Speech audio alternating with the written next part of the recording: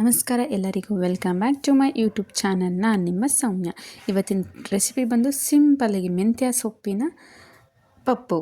ಸಖತ್ ಟೇಸ್ಟಿಯಾಗಿರುತ್ತೆ, ಸಿಂಪಲ್ಲಾಗಿ ಕೂಡ ಇರುತ್ತೆ. ಹೇಗೆ ಮಾಡೋದು ನೋಡೋಣ ಬನ್ನಿ.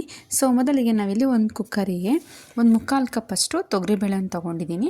ನಂತರ ಒಂದು 1/4 ಕಪ್ಪಷ್ಟು ಹೆಸರುಬೇಳೆ, ಅಷ್ಟೇ ಇವೆರಡೇ ಬೇಳೆ. ಸೊ ಇದನ್ನು ಚೆನ್ನಾಗಿ ನೀರು ಹಾಕ್ಬಿಟ್ಟು ವಾಶ್ ಮಾಡಿ ಇಟ್ಕೊಂಬಿಡೋಣ. ಸೊ ವಾಶ್ ಮಾಡಿ ಇಟ್ಕೊಂಡಿದ ನಂತರ ಇದಕ್ಕೆ ಸ್ವಲ್ಪ ನೀರು ಹಾಕ್ಕೊಳ್ತೀನಿ. ನೀರು ಜಾಸ್ತಿ ಹಾಕ್ಕೊಳ್ಳೋಕೆ ಹೋಗ್ಬಿಡಿ. ಈ ಪಪ್ಪು ಏನಿದ್ರು ಗಟ್ಟಿಯಾಗಿದ್ರೇ ಟೇಸ್ಟಿಯಾಗಿರೋದು. ಸೊ ಗಟ್ಟಿಯಾಗೇ ಇರಬೇಕಾದಷ್ಟು ನೀರು ಜಾಸ್ತಿ ಹಾಕ್ಕೊಳ್ಬೇಡಿ, ಸ್ವಲ್ಪ ಹಾಕ್ಕೊಳ್ಳಿ. ಇದಕ್ಕೆ ಸ್ವಲ್ಪ ಅರಿಶಿನ ಮತ್ತು ಸ್ವಲ್ಪ ಎಣ್ಣೆ ಹಾಕ್ಕೊಳ್ತಾ ಇದ್ದೀನಿ. ಏನಕ್ಕಪ್ಪ ಸ್ವಲ್ಪ ಅರಿಶಿನ ಎಣ್ಣೆ ಹಾಕೊಳ್ಳೋದು ಅಂದರೆ ಕಟ್ಟೆ ಎಲ್ಲ ಚೆನ್ನಾಗಿ ಬಿಟ್ಕೊಂಡ್ರೆ ಸಖತ್ ಚೆನ್ನಾಗಿರುತ್ತೆ ಇದು.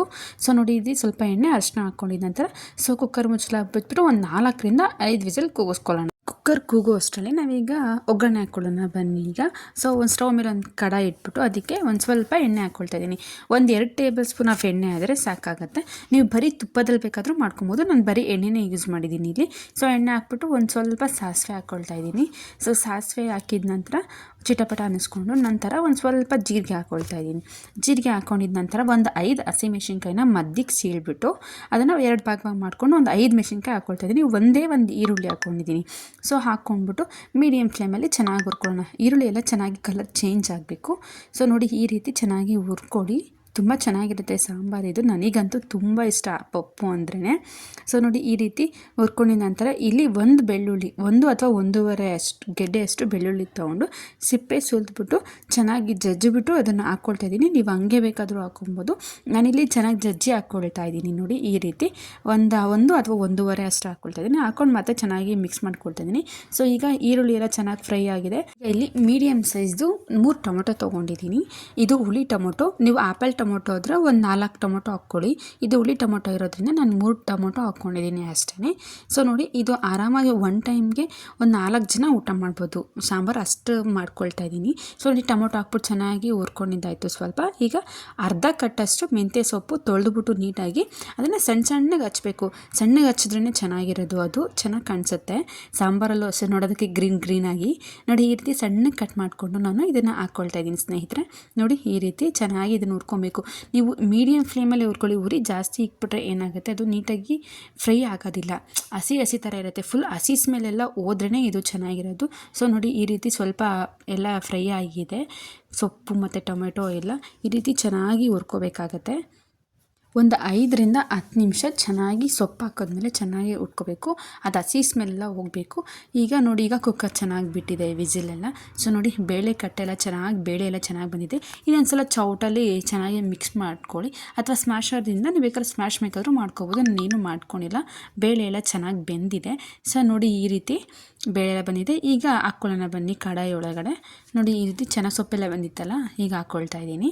ನೋಡಿ, ಈ ರೀತಿ ಹಾಕಬೇಕಾಗತ್ತೆ. ನಿಮ್ಗೆ ಜಾಸ್ತಿ ಗಟ್ಟಿ ಅನಿಸಿದ್ರೆ ಒಂದು ಸ್ವಲ್ಪ ನೀರು ಹಾಕ್ಕೊಂಡು ಮಿಕ್ಸ್ ಮಾಡ್ಕೊಳ್ಳಿ. ಸ್ವಲ್ಪ ನೀರು ಹಾಕ್ಕೊಂಡು ಮಿಕ್ಸ್ ಮಾಡಿಕೊಂಡು ಚೆನ್ನಾಗಿ ಮಿಕ್ಸ್ ಮಾಡ್ಕೊಬೇಕು. ಅದನ್ನು ಸೊಪ್ಪು ಬೇಳೆ ಎಲ್ಲ ಚೆನ್ನಾಗಿ ಮಿಕ್ಸ್ ಆಗಬೇಕು. ನೋಡಿ, ಈ ರೀತಿ. ಸೊ ಇನ್ನು ಯಾರೆಲ್ಲ ಸಬ್ಸ್ಕ್ರೈಬ್ ಮಾಡ್ಕೊಂಡಿಲ್ಲ ಪ್ಲೀಸ್ ದಯವಿಟ್ಟು ಸಬ್ಸ್ಕ್ರೈಬ್ ಮಾಡ್ಕೊಳ್ಳಿ. ಸೊ ನೋಡಿ, ಈ ರೀತಿ ಚೆನ್ನಾಗಿ ಮಿಕ್ಸ್ ಮಾಡ್ಕೊಂಡಿದ ನಂತರ 1 table spoon of chilli powder ಹಾಕ್ಕೊಳ್ತಾ ಇದ್ದೀನಿ ನಾನು. ಸೊ ನೀವು ಬರೀ ಚಿಲ್ಲಿ ಪೌಡರ್ ಬೇಡ ಅಂದರೆ ಬರೀ ಹಸಿಮೆಣ್ಸಿನ್ಕಾಯಿನೇ ಯೂಸ್ ಮಾಡ್ಬೋದು.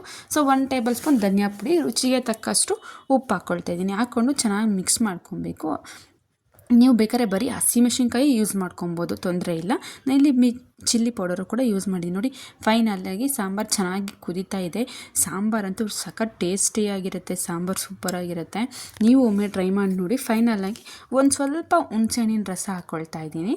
ಹುಣಸೆಹಣ್ಣು ರಸ ಹಾಕ್ಕೊಂಡ್ರೆ ಇನ್ನೂ ಚೆನ್ನಾಗಿರುತ್ತೆ, ಅದಕ್ಕೋಸ್ಕರ ನಾನು ಹಾಕ್ಕೊಂಡೆ. ಸೊ ನೋಡಿ, ಫೈನಲಾಗಿ ಸಾಂಬಾರು ಈಗ ಚೆನ್ನಾಗಿ ಕುದೀತಾ ಇದೆ. ಈ ಸಾಂಬಾರಂತೂ ಸಖತ್ ಟೇಸ್ಟಿಯಾಗಿರುತ್ತೆ. ನೋಡಿ, ಯಾರಿಗೆ ಒಂದು ಸಲ ಅಲ್ಲ ಎಷ್ಟು ಸತಿ ಮಾಡಿಟ್ರು ತಿಂತಾನೆ ಇರ್ತಾರೆ, ಅಷ್ಟು ಚೆನ್ನಾಗಿರುತ್ತೆ ಸಾಂಬಾರು. ಮುದ್ದೆ ಮತ್ತು ಅಕ್ಕಿ ರೊಟ್ಟಿ, ರೈಸ್ ಅಥವಾ ಚಪಾತಿ ಎಲ್ಲದಕ್ಕೂ ಕಾಂಬಿನೇಷನ್ ಸೂಪರಾಗಿರುತ್ತೆ. ಸೊ ನೀವು ಒಮ್ಮೆ ಟ್ರೈ ಮಾಡಿ ನೋಡಿ. ಲೈಕ್ ಮತ್ತು ಕಮೆಂಟ್ ಮಾಡಿ ಹೇಗಿತ್ತು ಅಂತ. ನನಗೆ ತುಂಬ ಚೆನ್ನಾಗಿರುತ್ತೆ ಸಾಂಬಾರು ಮಾತ್ರ ಇದು. ನನಗಂತೂ ತುಂಬಾ ಇಷ್ಟ, ಫೇವ್ರೆಟ್ ಕೂಡ ಪಪ್ಪು. ಸೊ ನೋಡಿ, ಫೈನಲಿ ಈಗ ಸರ್ವ್ ಮಾಡ್ಕೊಳ್ಳೋಣ. ಸೊ ಬಿಸಿ ಅನ್ನಕ್ಕೆ ತುಪ್ಪ ಈ ಸಾಂಬಾರು ಹಾಕ್ಕೊಂಡು ತಿಂತಾಯಿದ್ರೆ ವಾವ್, ಇನ್ನೂ ತಿನ್ನಬೇಕು ಅನ್ನಿಸ್ತಿರುತ್ತೆ. ತಟ್ಟೆ ಪೂರ್ತಿ ಖಾಲಿ ಆಗುತ್ತೆ. ನೀವು ವಾರದಲ್ಲಿ 3 ಸಲ ಮಾಡಿದ್ರು ಚೆನ್ನಾಗಿ ತಿಂತಾರೆ ಮನೆಯವರೆಲ್ಲ, ಅಷ್ಟು ಚೆನ್ನಾಗಿರುತ್ತೆ. ಸೊ ನೀವು ಒಮ್ಮೆ ಟ್ರೈ ಮಾಡಿ.